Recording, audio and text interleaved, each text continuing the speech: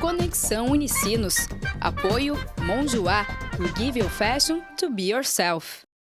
Olá, hoje é quinta-feira, 5 de dezembro. E você acompanha a Conexão Unicinos pela TV e pela FM 103.3. Desempenho da economia gaúcha em 2013. No programa de hoje, confira uma entrevista sobre o crescimento das atividades econômicas no Rio Grande do Sul. No quadro Toque Conexão, Camila Queu fala sobre os 78 anos do cineasta americano Woody Allen. E tem ainda a previsão do tempo para sexta-feira em todo o estado. Eu sou Rodrigo de Oliveira, da Unicinos FM. Eu sou Joyce Reurich, da TV Unicinos. Conexão Unicinos está começando agora. Fique com a gente.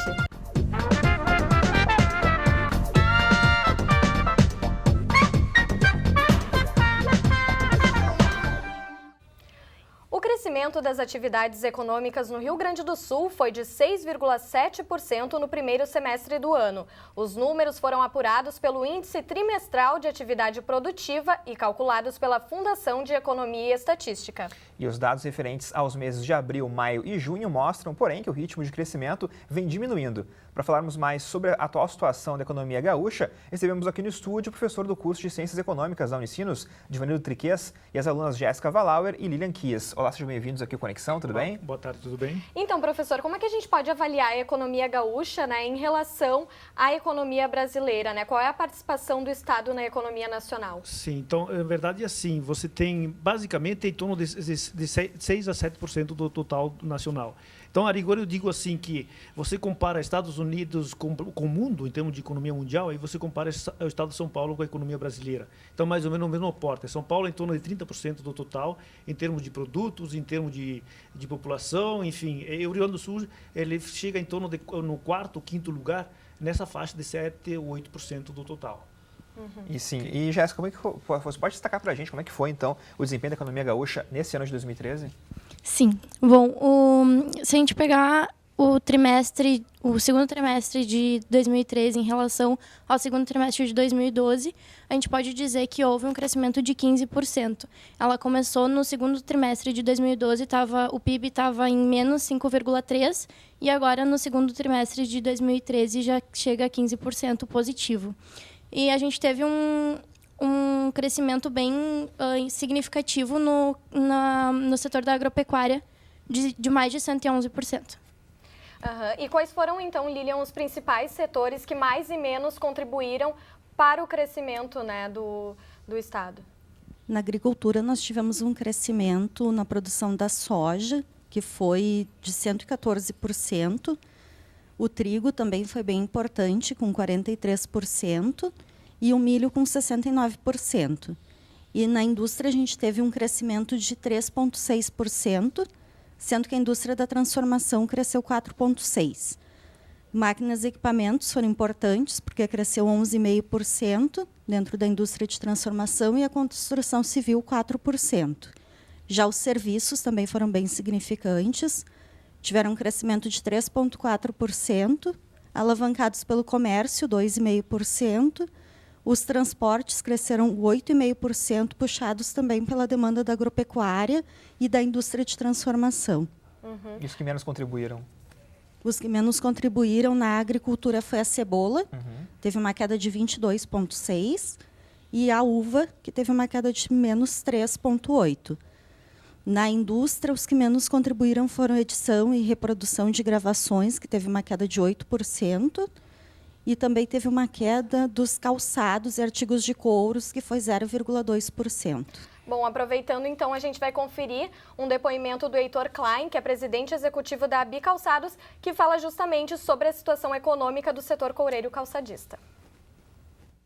Cerca de 30% da força de trabalho do Rio Grande do Sul, do campo da indústria, está nesse complexo que a gente chama de coureiro calçadista. Em termos nacionais, é mais ou menos a mesma proporção.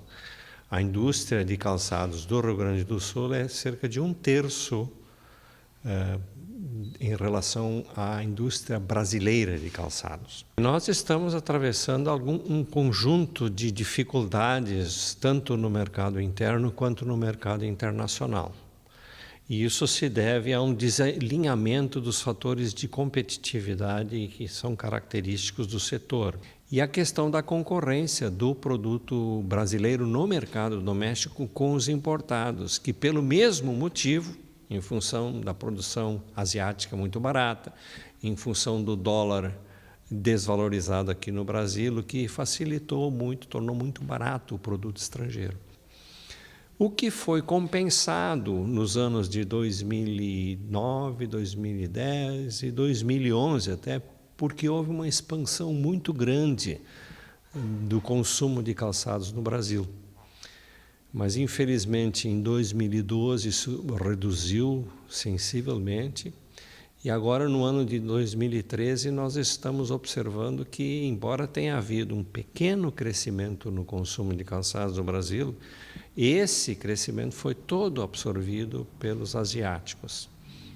Em consequência, a produção brasileira de calçados cai.